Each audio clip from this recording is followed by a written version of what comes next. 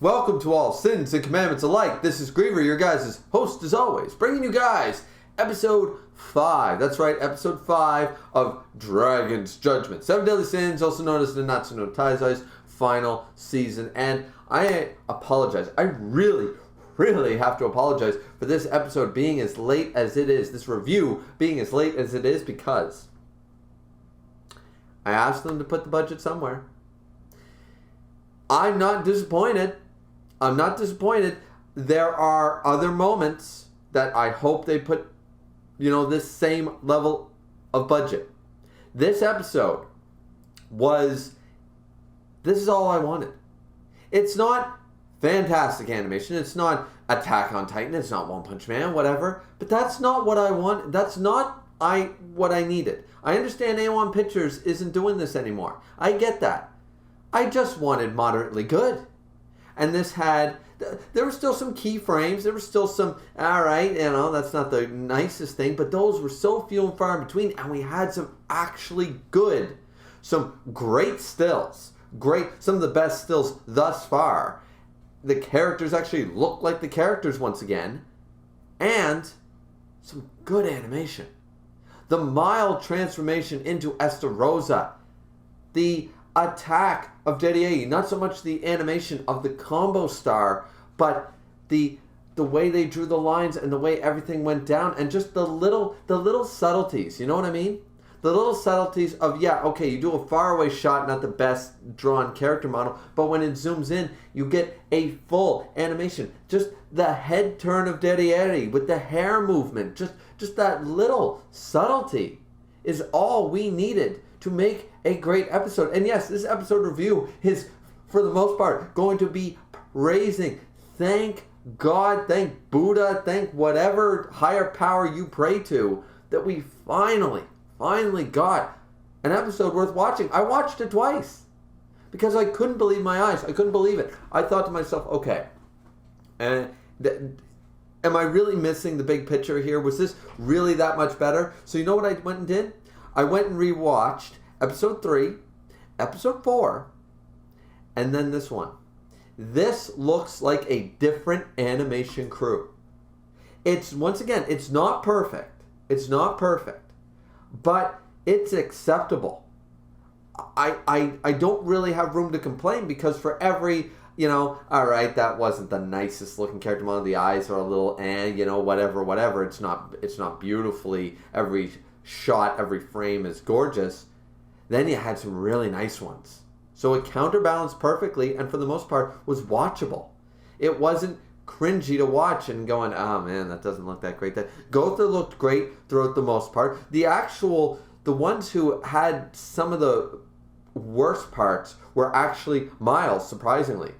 Mael had some of the worst, far away shots, but even his are made up for the fact that when we had close-ups, they were divine. When we had some of the shots, like, I'm going to have to use a Mael thumbnail here for this episode, because it was just, like, go watch the episode, guys. I don't know any other way to explain it. The only way I can explain it is do what I did.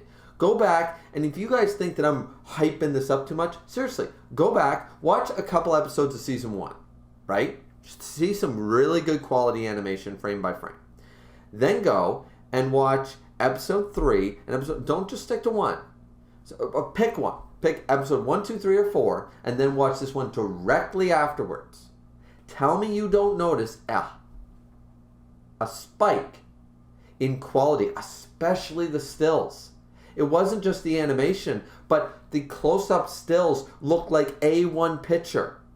King looked like King. Gother looked like Gother. Mael, who wasn't even in the A1 pictures, this is what I thought Mael would look like. Ludishel looked like Ludishel. Once again, this is all we were after. If you're going to have a still image, make it look good. And the stills look great. And the animation was good. Everything was average to above average. And some of them were really good. That Estarossa transformation, that was beautifully done. I understand that they have a lower budget and they're crunch time, and this isn't, one of the big things where they could put a lot of this time and effort into, but if we had that type of quality animation for some other scenes, man, this would be a fantastic season, and I hope to see more of that quality of animation. I really, really, truly do, because that's all I can really praise. I mean, I want to talk about the story here because it was really, really good, without getting into super spoilers, of course, for the anime only viewers. But I just had to get that off my chest, guys. I'm so upset that this is the first time I'm late on an episode review for this season so far, and it happened to be the best episode. And Escanor's my guy. Guys, my top 3 characters are Escanor, Bond, and Zeldris. So, there's nobody in this episode who's in my top 3 characters. And we had episodes with all 3 of them in them. And I'm telling you right now, this was the best episode. Like, that's not even disputable. That's not preference or bias. It was the best episode because it was visually appealing. And if you're watching a show, if you're reading a manga and you don't like the art, kind of hard to say it's your favorite manga, right? So here, it's just like, all right. Because I know the story is great at this point, because the story is on point at this point of Seven Deadly Sins. This is some great story. And so I knew that wasn't the problem from reading the manga. That wasn't going to be the problem. The problem was, show me what's the difference between anime and manga. Anime moves. Color and moves. So it got to have good color, got to have good sound, and got to move well. And finally we got that, and I'm over the moon about it, guys. I really am, because if we can keep up episodes to this standard, then the rest of the season is going to be very good. Now, the story here, Mile, and the way they handled it was a little different than the manga, but I think it works. I think it works just fine. I don't think they missed anything key. They didn't extend the Estarossa scene very much, the Mile into Estarossa transformation, but they did make it look, it was very similar, and it had enough. It wasn't shortened, it wasn't lengthened. I felt like they could have done similar to what the manga did, which was Mile continuously talking over Estarossa as he became Estarossa, and he said, "Hi, I defeated Male." "What? I defeated myself? What are you talking about?" "I am the son of the Demon King." "What? How could I say such blasphemous things?" The back and forth sort of as he's slowly taken over. I sort of was waiting for that. It was missed for me personally, but that's only what the manga did. Here, it was handled just fine. There was a few differences like that, but I thought that this worked quite well. And how he obtained Meliodas' original commandment of love into himself, and all this stuff, and he became Estarossa. He took in the power of darkness, whatever, and now he is Mile. He still has 3 of the commandments, remember, inside of him. So he, as Sariel points out, because Sariel and Tarmiel, they don't want to fight Mile, because Mile is wondering what happened. And this is really tragic. And I can't spoil anything on certain aspects, and I don't want to leave any too broad hints here. But Gother takes responsibility right away and says, "It was me. I was the one who did this." And he asks, what happened? Why? Well, here's what actually happened 3,000 years ago. And I believe this is the first time everyone, as an anime-only viewer, this is the first time you guys get the true story of why this all happened and how this all went down. Meliodas betrayed the Demon Clan. Now, there are certain individuals like Meliodas that we know are up here when it comes to, like, slaughtering. They're OP, they're broken, they're what have you, right? So Meliodas is a force of nature unto himself, right? Just like the archangels and etc., etc. So by Meliodas betraying the demons and joining the goddess clan, that shifted the balance of power, similar to when a Yonko falls in One Piece.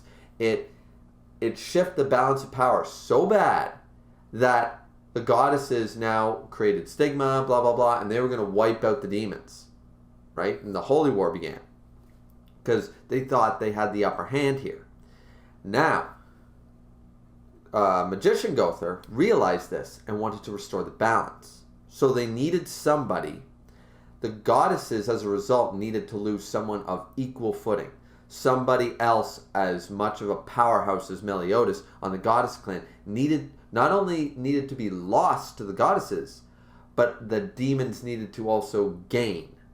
It needed to be a plus-minus situation to restore the balance.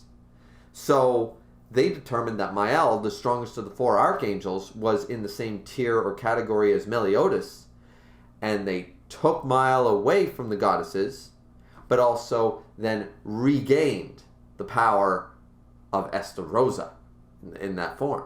That restored the balance, and then the Coffin of Eternal Darkness was used, which effectively, they call it the ending of the Holy War, but more or less just delayed it for 3,000 years. But you could call it an end if you want to. It began a very long Cold War, but it effectively ended the first act of the Holy War.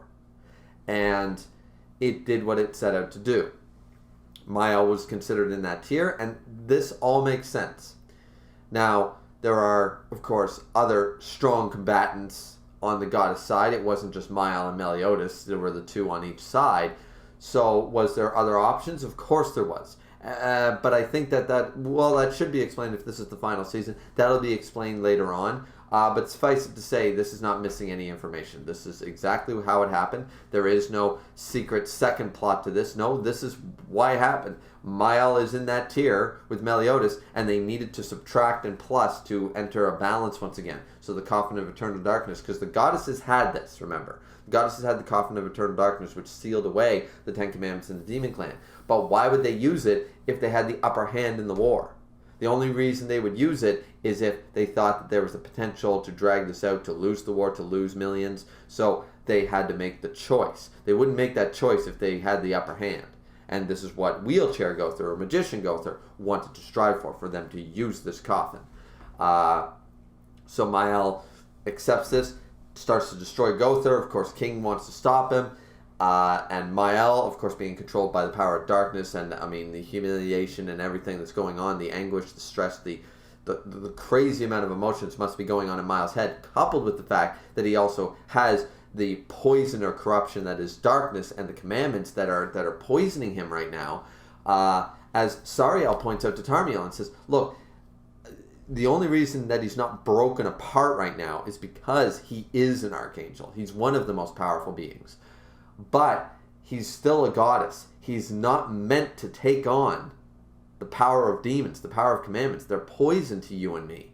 And thus, he's taken in 3 of these poisonous, some of the essence of being a demon. He's taken in 3 of them. And it's corrupting him and poisoning him. And that's why he's on this vengeance, this warpath right now against Gother and against anyone who will stop him. He wants Gother to suffer. He wants revenge at its sweetest, at its finest. And so this is where this episode takes us for the rest of it. And it is handled incredibly well. Once again, the fight, there were some shots here and there, but you know what? This episode was the best one. Episode 5, best episode until I've seen otherwise. It was just so good. The battle rages on. Sariel and Tarmiel eventually end up helping. Dedi Edi eventually ends up helping. We see some flashbacks. We see this. We see that. It's handled extremely well. We don't jump back over to the Battle of Six. We don't jump, which has effectively been ended by this reveal, which the anime once again handled far better than the manga did.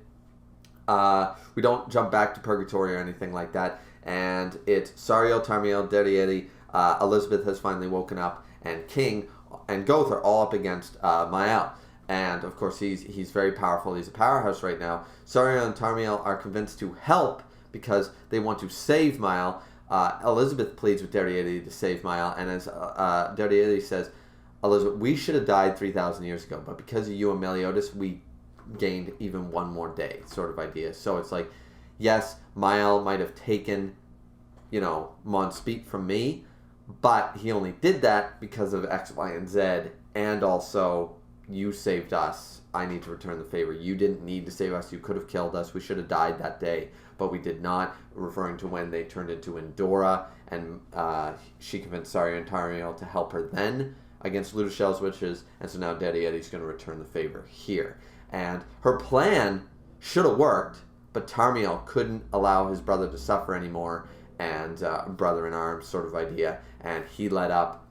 Dedi Edi has been killed by Mael by the end of the episode. Gother has found out the secret to the commandments sort of idea, but it was a little too late because Tarmiel couldn't stand to see Mael suffer anymore, gave up.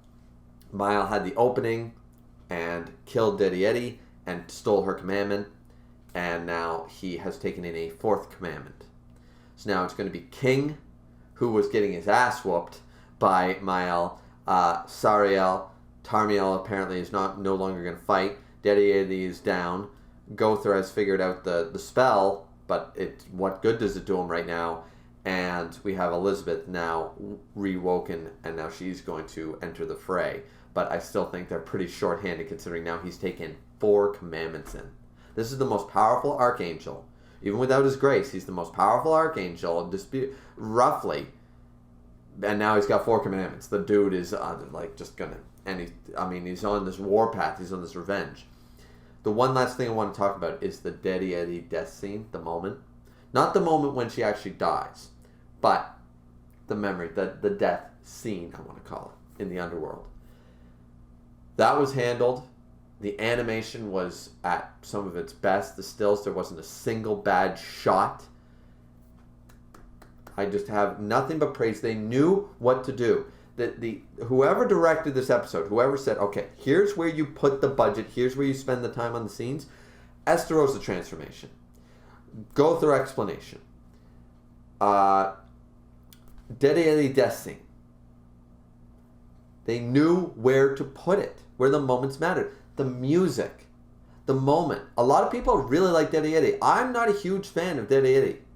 I like her, but I don't love her. I don't dislike her, but she wasn't one of my top characters or anything, even reading the manga. But I did like Mon Speet and stuff, and I did like her, and I think that she deserved this. And a lot of people really liked Mon Speet, and this was just really good. This review is going to go on for a long time if I don't stop talking, because I just have so much. I knew I had like 10 minutes worth of stuff to say about the animation, and now I just got, this is where the story was really freaking good. Like, the story at this point, when we were reading it week to week in the manga, this was hype. This was fantastic. There wasn't anybody complaining. Everybody was just on the edge of their seats when this stuff was going down. The Battle of Six was going down. Purgatory, actually, at this point, because the manga pacing was terrible at this point, we got this stuff before the Battle of Six. So, but this was leading up to some of the best stuff, right? The Purgatory Bond stuff. Some of Purgatory Bond Meliodas is some fans' favorite part of all of the story of Seven Deadly Sins. And I see why. Plus, we have this with the Mael reveal. This was the big turning point of basically the whole story, was Mael Esterosa, right? It's partially, that's one of the major plot points of the entire story.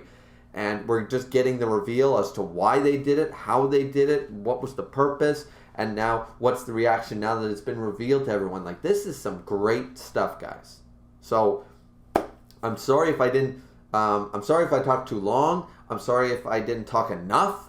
I just don't know what more to say. I could keep going on and on about the great animation, about the emotions with the Dediede stuff. I could go on about Mael and how he must be feeling and how this all went down and stuff. But in case I get too far into spoiler territory, because there is still stuff left for us to talk about and be revealed, this isn't the end of the story. We still have plenty of episodes left. So in case I do that, we're going to end it here. I hope this isn't a 35-minute review. It feels like I've been recording for a while, but either way, I hope you guys enjoyed. Probably the longest review I'll be doing. Like, comment, and subscribe. This was really well done. If you weren't going to put the animation into Escanor's The One, thank God you put it here, because this deserved it. Dediede deserved it. It's her last. She's dead.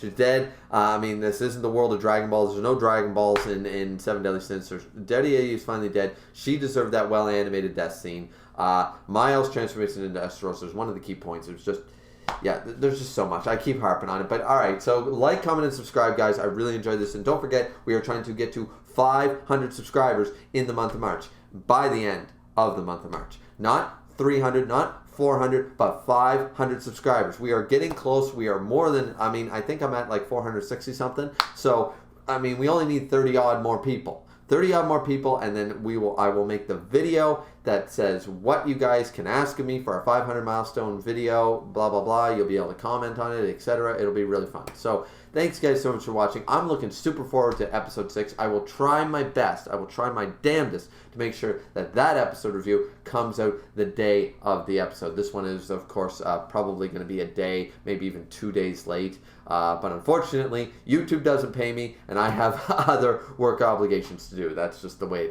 the cookie crumbles some weeks. But either way, I hope you guys really enjoyed this episode, because I think it was fire. I think it was great. And as you guys can no doubt tell. And I hope to check you back here next time for episode 6. So keep commenting, keep liking, drink responsibly as always, and we'll see you back here next time, guys. Peace out.